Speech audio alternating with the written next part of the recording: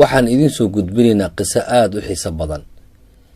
nin ayaa alla wuxuu ku manadaystay hanti fara badan, balse ninkani wax caruura ma uusan dhalin. hase ahaatee waxaa ninkani u shaqaynaysay dhowr qofood oo shaqaale ah.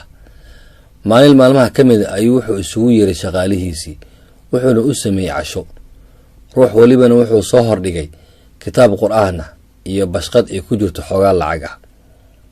markii ay shaqaalihii cashadii cuneen ayuu mid waliba oo ka mid shaqaalihiisii wuxuu ku amray inuu doorto kitaabka quraanka ama bashqada ay lacagta ku jirto. ugu horeyntii wuxuu ku bilaabay waardiyihii, wuxuuna ku yiri labadan midkood dooro adiga oo aadan xishoonaynin. wuxuu yiri waardiyihii, aniga waan jeclaa inaan kitaabka quraanka qaato, balse wax qur'aan ma garanayo, sidaa darteed waxaan qaadanayaa bashqada lacagta ku jirto, ayada ayaa ii nacfi badan.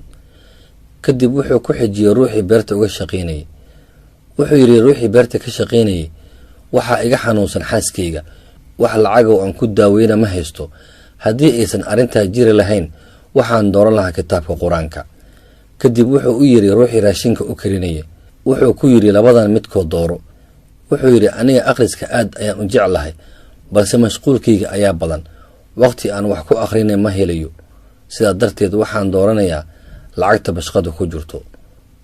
ugu dambeyntii wuxuu u yiri ruuxii xoolaha u ilaalinayay, wuxuuna ogaa in wiilkani uu ahaa ruux aad faqiir u ah. markaasuu ku yiri waxaan filayaa inaad lacagta dooran doonto. waxaad u baahan tahay lacag aad ku iibsato dhar iyo kobo, reerkaagana raashin ugu iibiso. wiilkii ayaa u jawaabay oo ku yiri, waa runta, anigu waan duruufaysanahay, mana haysto xitaa waxaan kobo ku iibsado ama wax raashina uga gado hooyaday, balse anigu waxaan dooranayaa kitaabka quraanka. maxaa yeelay hooyaday ayaa waxay igu tiri, kelimad qur'aana aad barato ama aad akhriso ayaa kaaga qiimo badan inaad hesho dahab fara badan, ayada ayaana ka macaan badan malabka. sidaa darteed wuxuu qaatay kitaabkii quraanka. markii uu kala furay kitaabkii ayuu wuxuu ku dhex arkay laba bashqadood. mid ka mid a labadii bashqadood waxaa ku jirtay 10 laab lacagtii miiska saarneed. bashqada labaadna waxaa ku jirtay waraaq oo ninkii hantida lahaa ku cadaynayo inuu u hibeeyey hantidiisa barkeed. kadib ninkii wuxuu la hadlay shaqaalihiisii, wuxuuna ku yiri, ruuxii alla marada u wanaajiyo rajadiisu ma xumaato.